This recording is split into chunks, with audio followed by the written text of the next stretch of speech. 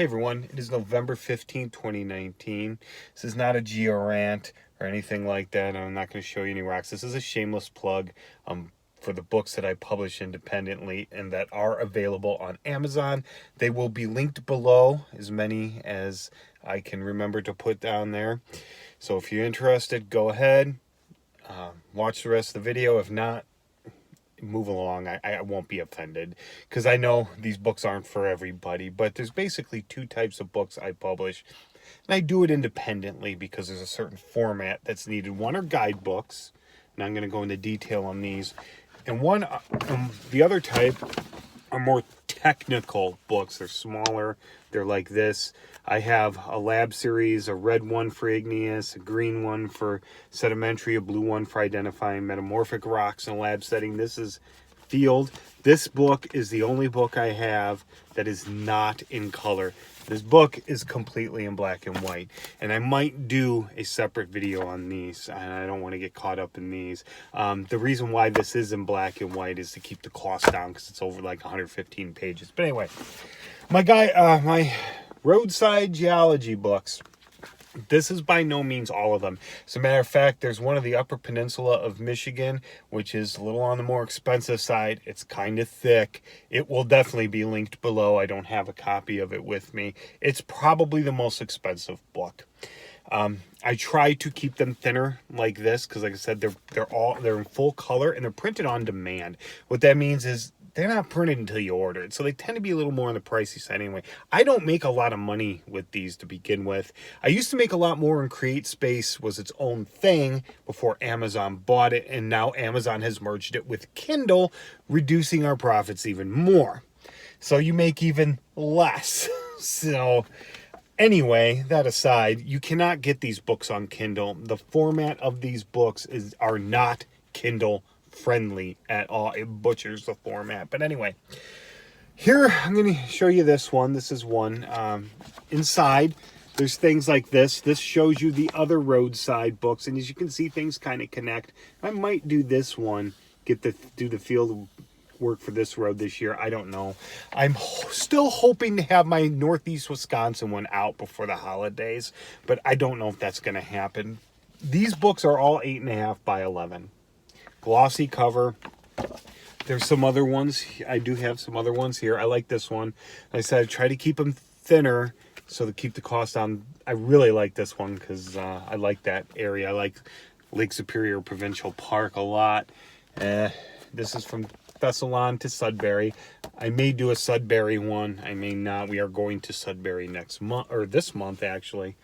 But I don't know if I'm going to, depending on how much snow cover there is. But this is from Thessalon there, and this is the first one I ever did.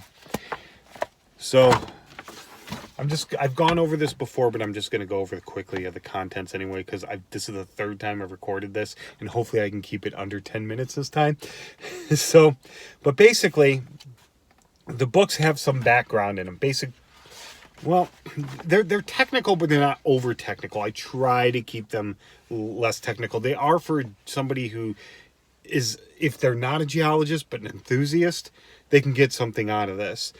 If you're just totally unfamiliar with geology altogether, you're probably not going to understand what's in here. But these are guidebooks. They're not meant to be teaching books. But I do have some basic stuff in there like this. This kind of stuff is almost in every book. There is some repetition. You're going to see stuff like that no matter what book I have. There's some that are book specific, like the Huronian supergroup is exposed along this bit. It is also exposed along this bit, so you're going to see it there. If the Huronian supergroup isn't in any of the stops, you're not going to see that column in there. But the standard way these books are written is like this. On the left side, you'll have information, GPS coordinates. There may or may not be a map or a photo down here. It depends on how much I need to write here. I try to keep this as simple as possible and focused on any special attributes of the rock, something I really want to show. But here will be photos and other diagrams if need be on this side. And this is one stop. It's on the page. The next one is a different stop. The next page flip is a different stop. etc., etc. The reason why I do that is so you can have the whole thing in your hands when you're looking at it if you are at a rock outcrop, so you're not doing the fumble jumble going back and forth. I also put GPS coordinates in here. There are things like site location maps, but they're general maps. They're not specific, very detailed. Like I don't sit there.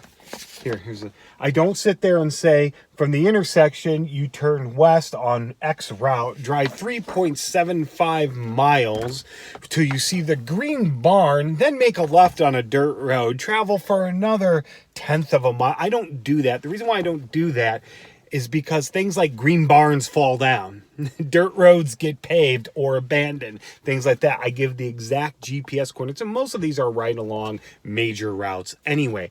And you may not realize this, but I started adding something to these books that aren't in the earlier ones. It's screenshots of my phone. Well, why did I do that? Well, the reason why I did that is because smartphones are good enough, doesn't matter if it's an iPhone or an Android, whatever, where if you go into your maps or even on Google Maps and type in the GPS exactly as it's written in these books, it will drop you right there.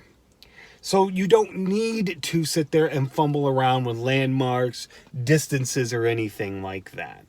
And I do try to keep it from one stop to the next, but with the GPS coordinates, you can also do it in any order. You don't have to. The old way of doing guidebooks, like I said, was from this intersection, you go X distance on Y road until you see Z structure. Well, another disadvantage of doing that is you have to do it in the order of the book. Because if you don't, and you don't know where any of the stuff is, you're not going to be able to start anywhere. With these, you can, and that's why I do it. But I think that's going to be enough for this. We're coming up on 7 minutes. I think that's it. Like I said, I will link a bunch of them below. If you're interested, go ahead. Like I said, I don't make a ton of money off these, but at least you get something in return. Anyway, that's it. If I get the Wisconsin one out, I will do a video about that. But anyway, that's it. I hope you learned something. Have a good day.